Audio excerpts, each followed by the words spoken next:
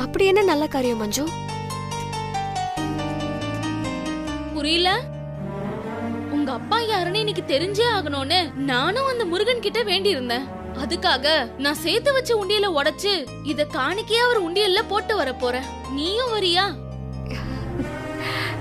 நானும் கோயிலுக்கு போகணும்னு தான் நினைச்சேன். ஆனா நீ ஏன் மஞ்சு நீ சேர்த்து வச்ச காசுல இந்த மாதிரி பண்ற? நீ வேற அன்பு, இதுல பாதி காசு நீ எனக்கு கொடுத்ததுதான். சரி எடு, ஹெல்ப் பண்ணு.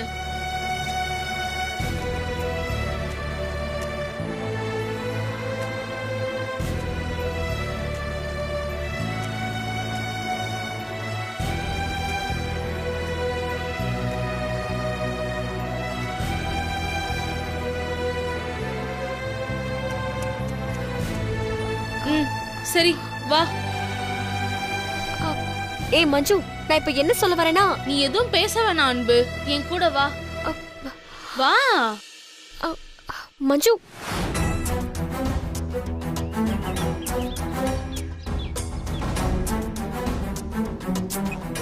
என்னடி எடுக்க மாட்டேங்கிறாளே? அவங்க வீட்ல நடக்கிறது நமக்கு தெரியக்கூடாதுன்னு நினைப்பா. சரி, நீ பதட்டப்படாத. இந்த கல்யாணம் கண்டிப்பா நடக்கும். நான் அதை நடத்தி காட்டுவேன்.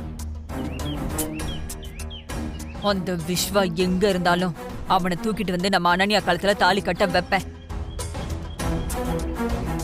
என்ன பத்மா எடுத்தானா, நான் அவகிட்ட பேசி பிரச்சனையெல்லாம் சரி பண்ணலான்னு நினைச்சேன். யோசிப்போம், என்ன பண்ணலான்னு யோசிப்போம்.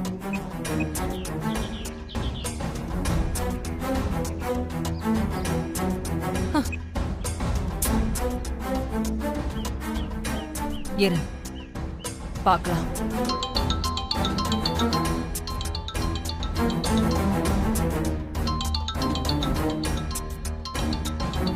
அம்மா, கஸ்தூரிக்கு நைட்டு போன் பண்ணோம்ல, அதை இப்பதான் அவ பாத்துருப்பான்னு நினைக்கிறேன்.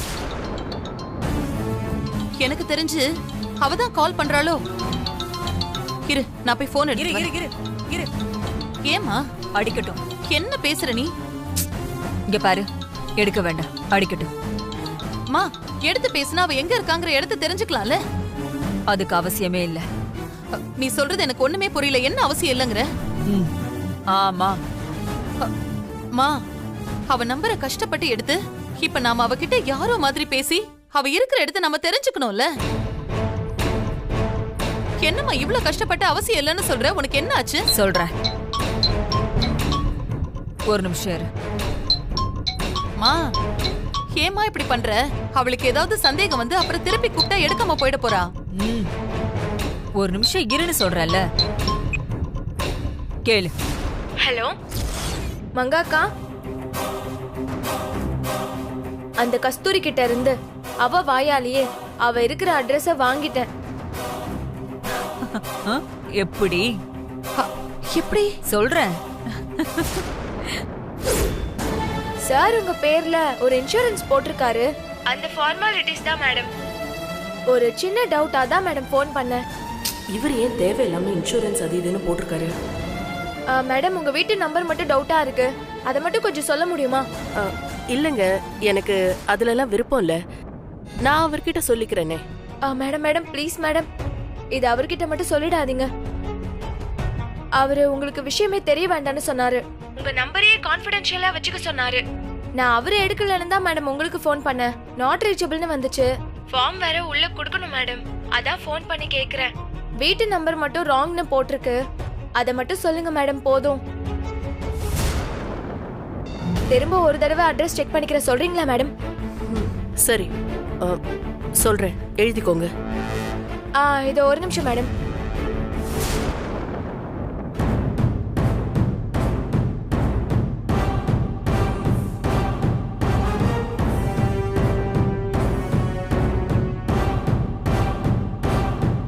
Okay, thanks madam. சார் கிட்ட இத பத்தி கேட்க வேண்டாம் ப்ளீஸ் மேடம்.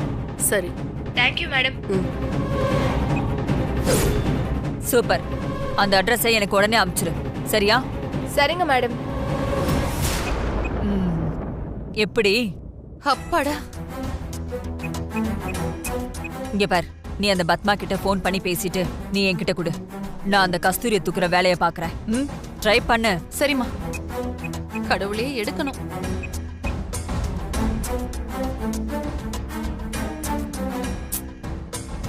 நம்ம அவசரம் பத்மாவுக்கு புரியவே இல்ல. இப்பவும் போன் எடுக்கல. இங்க பாரு, நீ அதுக்காக டென்ஷன் ஆகாத. கண்டிப்பா இந்த கல்யாணம் நடக்கும். நான் தான் நடத்தி காட்டுறேன்னு சொல்றேன்ல. அதத்தான் நான் எப்படின்னு கேக்குறேன். இங்க பாரு, அந்த அன்பரசிய தூக்கி வச்சுக்கிட்டு அவளை கொன்னுருவேன்னு சொல்லி மிரட்டி இந்த கல்யாணத்தை நடத்தி காட்டுவேன். நீ சொல்றதும் சரிதான்.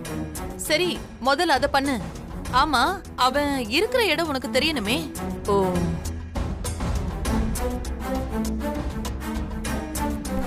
என்ன பண்றது? அம்மா, அதுக்கு என்கிட்ட ஒரு ஐடியா இருக்கு. என்ன?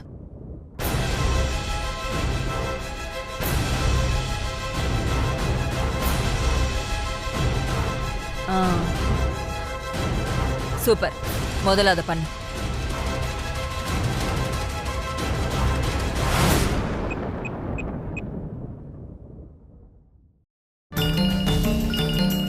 சாமி,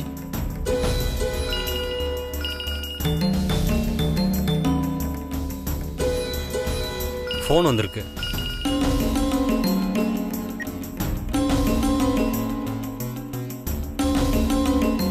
சொல்லுங்க ஜானகி அம்மா. சாமிஜி,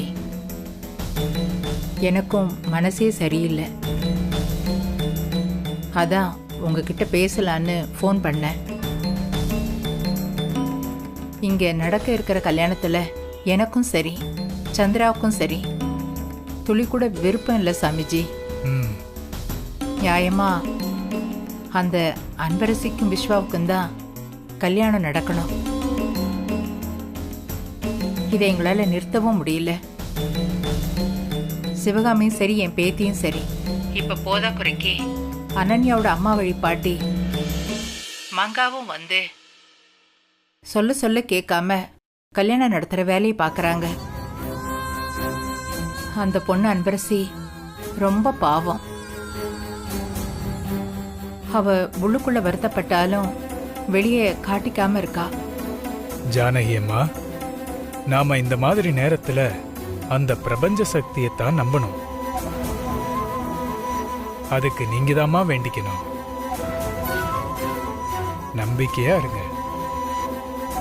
சரிங்க சாமி. சரி, நல்லதே நடக்கும். ஓகே, வச்சிட்டுமா? சரிங்க சாமிஜி.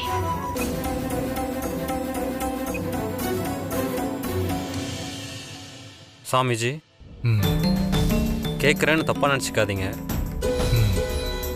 உங்களுக்கு என்ன நடக்கும்னு தெரியும்ல. எல்லாமே சூசகமா தான் உணர முடியும். ஆனா இவங்க விஷயத்துல ஒரு பெரிய ஆபத்து ஒண்ணு நடக்க போகுது. என்ன சாமிஜி? அந்த கல்யாணம் நடக்க போற அதே நாள்ல ஒரு துர்மரணமும் நிகழப்போகுது. அது மட்டும் உறுதியா தெரியுது. சாமிஜி, இதை அவங்க கிட்ட சொல்லிடலாம்ல. நடக்க போறது யாருக்குன்னு தெரியாம பொதுவா சொன்னா அது பெரிய பதட்டத்தை கொடுத்து அதுவே பெரிய ஆபத்தையும் கொண்டு வந்து விட்டுடும். அதனால நாம எதையும் சொல்ல முடியாது. அந்த அம்மா கிட்ட நான் சொன்னதுதான் சரி. அந்த கடவுள் தான் மனசு இறங்கணும். அம்மா தாயே.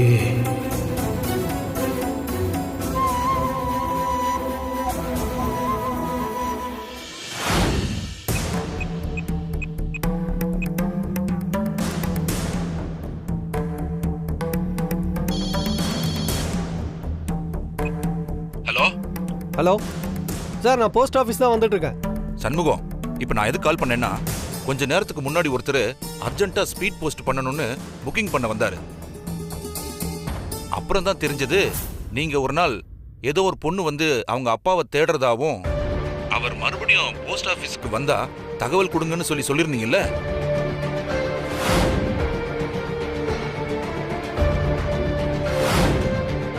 ஞாபகம் இருக்குல்ல? ஆமா சார். அவரு இப்போ வந்திருக்காரு. ஓ.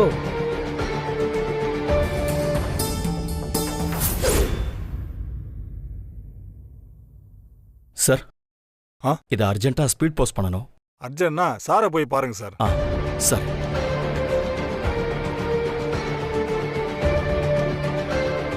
சார், அர்ஜென்ட்டா இந்த லெட்டரை போஸ்ட் பண்ணணும் சார்.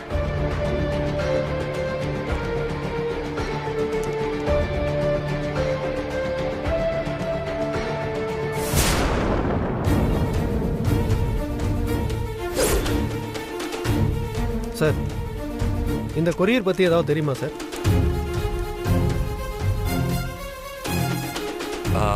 இல்லையாப்பா, ஒன்றும் தெரியலையே. ஏன் கேட்குறீங்க? இல்ல, இந்த அட்ரஸ்ல கொரியர் புக்கிங் பண்ணா சொல்லுங்க சார்.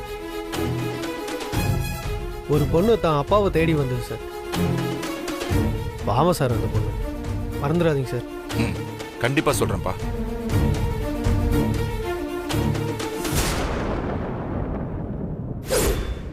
இவர் தானே அன்னைக்கு வந்து கொரியர் பண்ணது. சார், ஒரு 5 நிமிஷம் ஆகும், கொஞ்சம் வெயிட் பண்ணுங்க.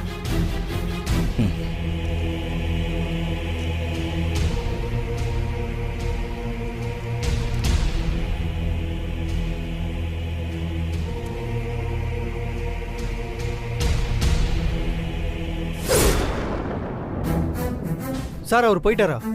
இல்ல சண்முகம், அவர்கிட்ட ஒரு 5 நிமிஷம் வெயிட் பண்ணுங்க, டீ சாப்பிட்டுட்டு புக்கிங் வாங்கிக்கிறேன்னு சொல்லியிருக்கேன். அவரு இங்கதான் உட்கார்ந்துருக்காரு. ஆனா அந்த ஆளு ஏதோ அவசரம்னு சொல்லி போகணும்னு சொல்றாரு. இப்போ என்ன பண்றது? சார், அவரை போக விட்டுறாதீங்க.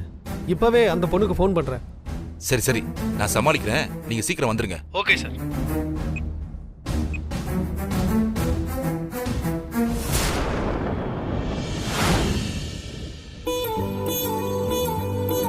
அன்பரசி, உங்க அப்பா யாருன்னு தெரிஞ்ச அடுத்த நிமிஷம் இன்னொரு பெரிய விஷயமும் நடக்க போகுது.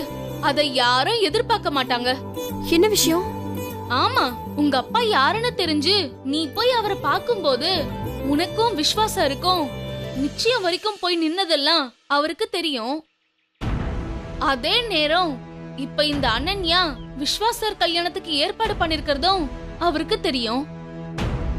அவரு சும்மா இருப்பாரா? என் பொண்ணுக்கு நிச்சயம் வரைக்கும் பண்ணிட்டு இப்ப வேற ஒரு பொண்ணுக்கு என் பொண்ணு விரும்பின பையனை கல்யாணம் பண்ணி வைக்கிறீங்களான்னு பத்மா மேடம், சிவகாமி மேடம், அனன்யான்னு எல்லாரையும் ஒரு வழி பண்ணிடுவாரு. அதோட இந்த கல்யாணத்தை நிறுத்தவும் செய்வாரு. மஞ்சு, நான் என்ன நினைச்சிட்டு இருக்கேன், நீ என்ன பேசுற? அன்பரசி, நீ என்கிட்ட உன் சோகத்தை காமிக்கலனாலும் எனக்கு தெரியாதா? நான் உன் ஃப்ரெண்ட் அன்பரசி.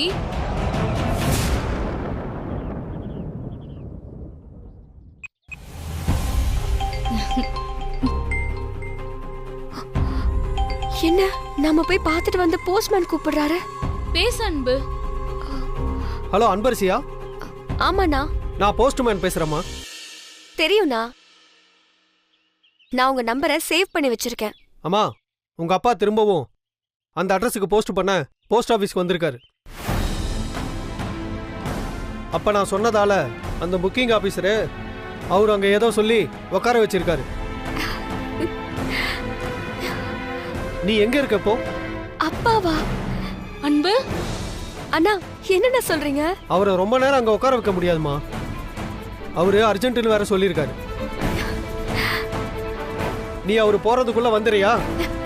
அண்ணா, 10 நிமிஷத்துல அங்க இருப்பேனா? அண்ணா, அவரை போக மட்டும் விட்டுறாதீங்கண்ணா, ப்ளீஸ்ண்ணா. சரிம்மா, நீயும் வந்துரு. நானும் இப்பதான் போயிட்டு இருக்கேன்.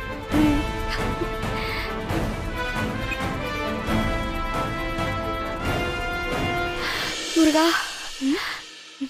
என்னாச்சு அன்பு? எங்க அப்பா லெட்டரை போஸ்ட் பண்றதுக்காக போஸ்ட் ஆபீஸ்க்கு வந்திருக்காங்களாம். அவரை கொஞ்ச நேரம் சமாளிச்சு உட்கார வச்சிருக்காங்க. முருகா, சரி, இப்ப நீ ஆட்டோவுக்கு கூட வெயிட் பண்ண மாட்ட? மஞ்சு, நீ ஆட்டோ புடிச்சு வந்துரு, நான் இப்ப போறேன். நீ போ. இந்த காசை உண்டியல்ல போட்டுட்டு முருகனுக்கு தேங்க்ஸ் சொல்லிட்டு வந்துடுறேன்.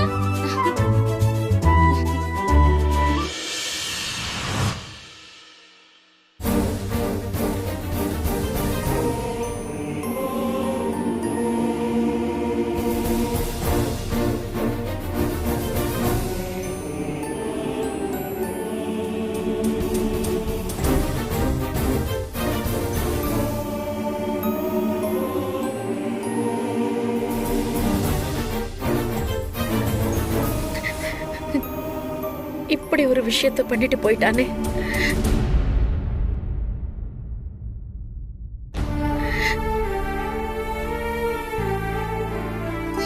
இப்போ ஆச்சு எடுக்கிறாளான்னு பாப்போம்.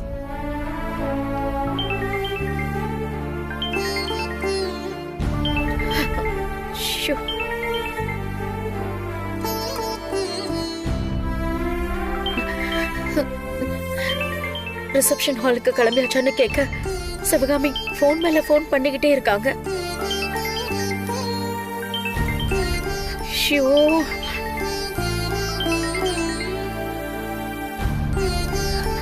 நான் என்ன பதில் சொல்வேன்னு தெரியலங்க. அம்மா, மண்டபத்துக்கு அனுப்பிவிட்டதுல அனுப்பியாச்சு.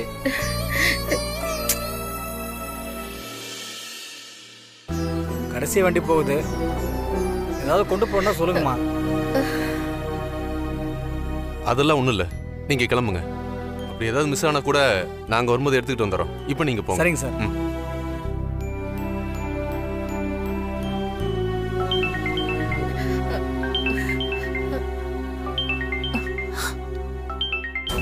ஐயோ, இப்ப நான் என்ன சொல்றது?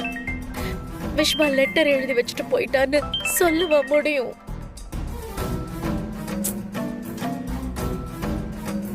பத்மா, இந்த நேரத்துல நான் இப்படி சொல்றேன்னு தப்பா நினைக்காத. விஸ்வா எவ்வளவோ சொன்னா, நீதாம்மா கேட்கல. 5 வயசு இருக்கிற ஒரு சின்ன பிள்ளைய மிரட்டுற மாதிரி 25 வயசு பையனை மிரட்ட முடியுமா? எல்லாம் அந்த அன்பரசி பண்ற வேலையா தான் இருக்கும். இந்த கல்யாணம் மட்டும் நடக்கல, அவளை நான் கண்டிப்பா உண்டு இல்லைன்னு பண்ணிடுவேன். ஐயோ,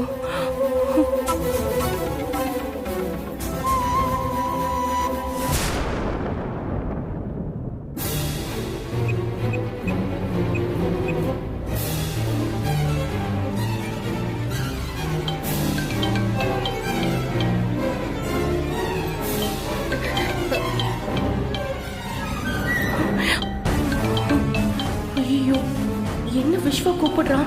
அத்தைக்கு தெரிஞ்சா அவ்வளவுதான்.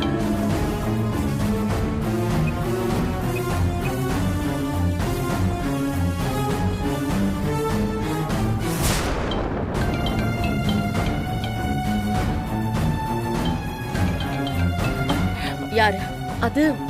தெரிஞ்ச அக்கா தான். ஹலோ அக்கா, சொல்லுங்கக்கா. என்ன நீ அம்மா பக்கத்துல இருக்காங்களா? ஆமாக்கா, நாங்கெல்லாம் ஸ்ட்ரெயிட்டா கிளம்பி மண்டபத்துக்கு வந்துடுறோம். நீங்களும் கிளம்பி வந்துருங்க. டேய், அப்புறமா கூப்பிடுறேன்.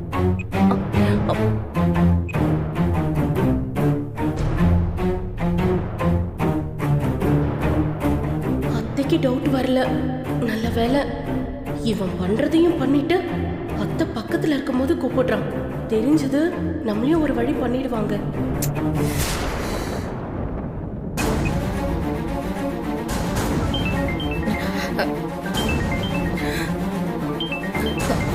பத்மா, போன் எடுத்து பேசுமா.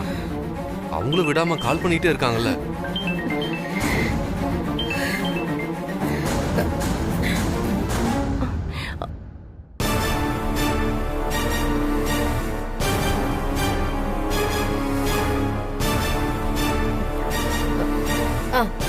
சொல்லுங்க சிவகாமி. ஹலோ பத்மா, என்ன பத்மா, ஏன் போனையே எடுக்க மாட்டேங்கிறீங்க? ஏதாச்சும் ப்ராப்ளமா? அதெல்லாம் ஒண்ணும் இல்ல. அது போன் சார்ஜர்ல இருந்துச்சு, நான் கவனிக்கல. வேற ஒண்ணும் இல்ல.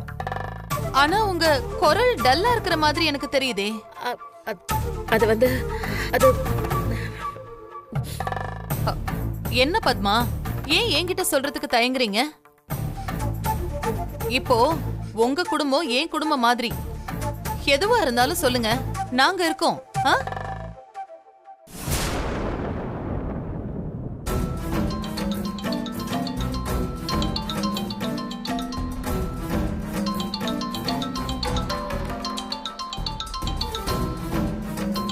ஃபோன் புதுசா இருக்கு. யாருதான் இருக்கும்? ஒருவேளை அம்மா தான் இருக்குமோ? கட் ஆயிடுச்சே. சரி, ஓகே, அம்மா கிட்ட கொடுத்துருவோம்.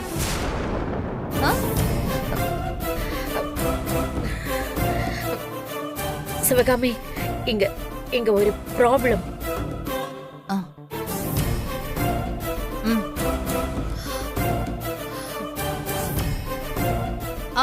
சொல்லுங்க. விஸ்வா இந்த கல்யாணத்துல இஷ்டம் இல்லைன்னு லெட்டர் எழுதி வச்சுட்டு வீட்டை விட்டு போயிட்டான்.